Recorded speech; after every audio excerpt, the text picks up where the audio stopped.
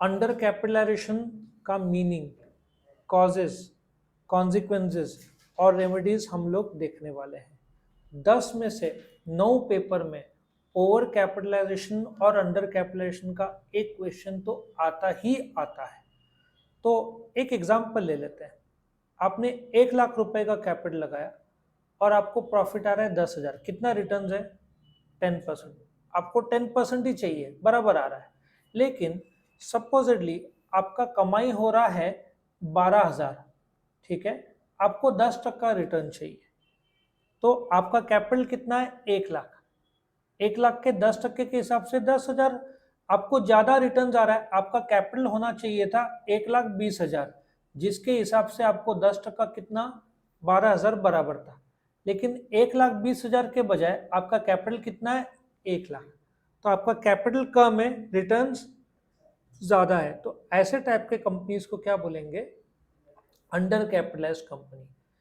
Over capitalization को कम करना मुश्किल है, बट अंडर कैपिटलाइजेशन को रेमेडीज बहुत आसान है। आप तुरंत 2 लाख का लोन ले लो तो आपका कैपिटल बढ़ गया ना। 10 लाख, यदि 1 लाख का आपका यदि कैपिटल है, आपको 1,20,000 चाहिए, 20,000 का बढ़ा दो। कैपिटल बढ़ाना आसान है, घटाना मुश्किल है। तो आई होप यू अंडरस्टैंड कि अंडर कैपिटलाइजेशन में रिटर्न्स ज्यादा है और कैपिटल कम है। अब ये देख के धड़ाधड़ क्या होएगा? कॉम्पिटिटर्स आ जाएंगे।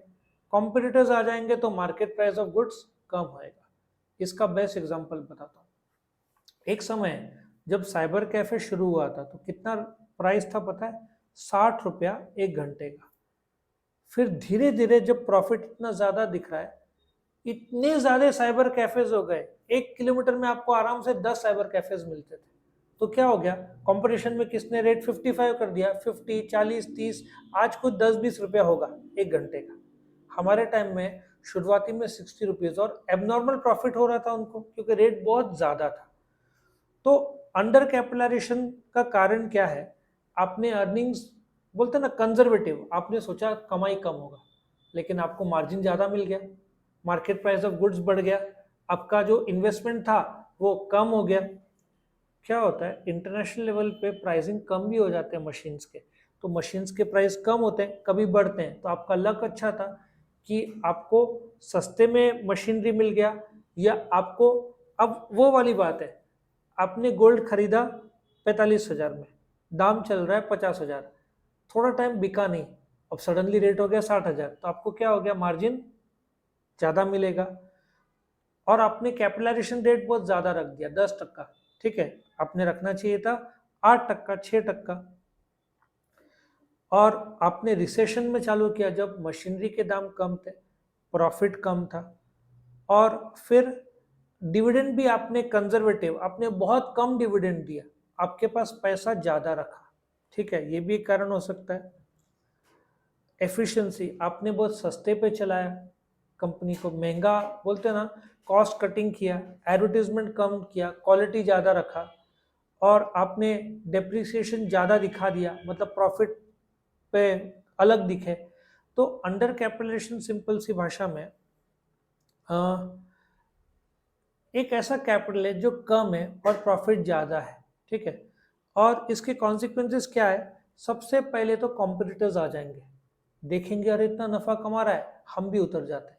दूसरा नंबर, लेबर यूनियन बोलेंगे हमको पगार ज़्यादा दो, क्योंकि हम, आप इतना कमा रहे हो। तो लेबर यूनियन, कंज्यूमर्स को लगेगा कि भाई हमको महंगा बेचा जा रहा है, गवर्नमेंट को टैक्स ज़्यादा देना पड़ेगा, गवर्नमेंट दखल अंदाजी दे सकता है कि तुम गलत तरीके से भाव लगा रहे हो, ठीक है, और टैक्सेशन ज़्यादा लगेगा, the market price of share बहुत ज़्यादा हो जाएगा। तो ये इसके कॉन्सिक्वेंसेस है।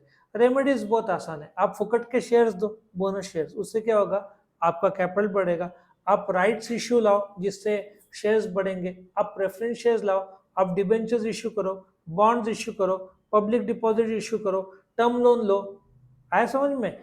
सिंपल सी भाषा में, आप शेयर्स, डिबेंचर, बॉन्ड्स की मात्रा बढ़ाओ तो आपका कैपिटल ऑटोमेटिक क्या हो जाएगा? बढ़ जाएगा। तो सॉल्यूशन तुरंत है अंडर कैपिटलाइजेशन का। तो ये रेमेडियल मेजर्स था, बहुत आसान सा कंसेप्ट है। और कंपैरिजन बिटवीन ओवर और अंडर कैपिटलाइजेशन कौन सा हमेशा अच्छा?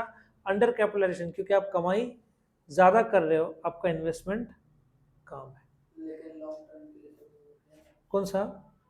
लॉन्ग टर्म में अंडर कैपिटलाइजेशन रहेगा ही नहीं, क्योंकि लॉन्ग टर्म में जब आप इतना ज्यादा कमा रहे हो, कॉम्पिटिटर्स आ ही जाएंगे मार्केट में। साइबर कैफे का मैंने एग्जांपल लिया। सो लॉन्ग टर्म में कोई भी ऐसा बिजनेस तुमको मिलेगा नहीं, जैसे कि इलॉन मस्क का रॉकेट है, वो अकेला कंपनी था, अभी एक और आ गया है जिसने स्पेस में भेजा है। तो आपका मोनोपोली रहेगा नहीं। आज टेस्ला का नाम है, लेकिन टेस्ला को भी बीट किया एक Chinese company called as BYD। वो वर्ल्ड की सबसे बड़ी इलेक्ट्रिक कार मेकर बन गई है। सो टेस्ला मनचाहा दाम नहीं रख सकता, उसको चाइना का BYD से टक्कर लेना पड़ेगा, और इंडिया का तो टाटा नेक्सॉन तो छोड़ेगा नहीं। सो आपका मोनोपोली, आपको आपने प्राइस ज्यादा रखा है क्योंकि कॉम्पिटिटर्स नहीं है। आज एप्पल भी अपनी मनमानी नहीं कर सकता, सैमसंग है, और Xiaomi तो अपना लगातार वर्ल्ड नंबर 3 Xiaomi है, वर्ल्ड नंबर 1 एप्पल हो गया है। सैमसंग, Xiaomi तो लगातार फोन को क्वालिटी बढ़ा रहा है क्योंकि उसको टक्कर बहुत धुरंधर लोगों से। और वन प्लस ने भी फोल्डेबल लाया ना, 1,40,000 का लाया, वो डायरेक्ट सैमसंग का Z Fold या फ्लिप से कम्पीट कर रहा है। तो उसको क्वालिटी उतना देना ही पड़ता है। तो आपने मुंह मांगा रंग, एथर का ले लो, मुंह मांगा 150 180 रखा था दाम तभी पूरा। हाँ, सैमसंग का आ गया है, सैमसंग का तो पहले से ही है, कोई कॉम्पिटिटर नहीं था। उसका रेट कितना है? सैमसंग जेड या ब्लिप ना, जेड फोल्ड है शायद, 160 मैंने सुना था, 160। अभी दो और कॉम्पिटिटर्स आ गए हैं, वन प्लस ने लॉन्च कर दिया 140 में, एक और कंपनी। ओप्पो का तो बहुत अच्छा है, 90-95 का है ओप्पो का। सो झक मार के इनको रेट कम करना पड़ेगा, इनका इन्वेस्टमेंट कम होगा, रिटर्न्स बहुत ज्यादा होगा। लेकिन जब कॉम्पिटिटर्स आएंगे, और क्या गारंटी कि एप्पल नहीं लाएगा? एप्पल ने अभी तक लाया नहीं है, बट एप्पल ने जिस दिन लाया उस दिन सैमसंग का दाम गिराना ही पड़ेगा, क्योंकि एप्पल का क्वालिटी अलग रहेगा। तो कॉम्पिटिटर्स तो आ ही जाएंगे इसमें। तो ये था अंडर कैपिटलाइजेशन के बारे में।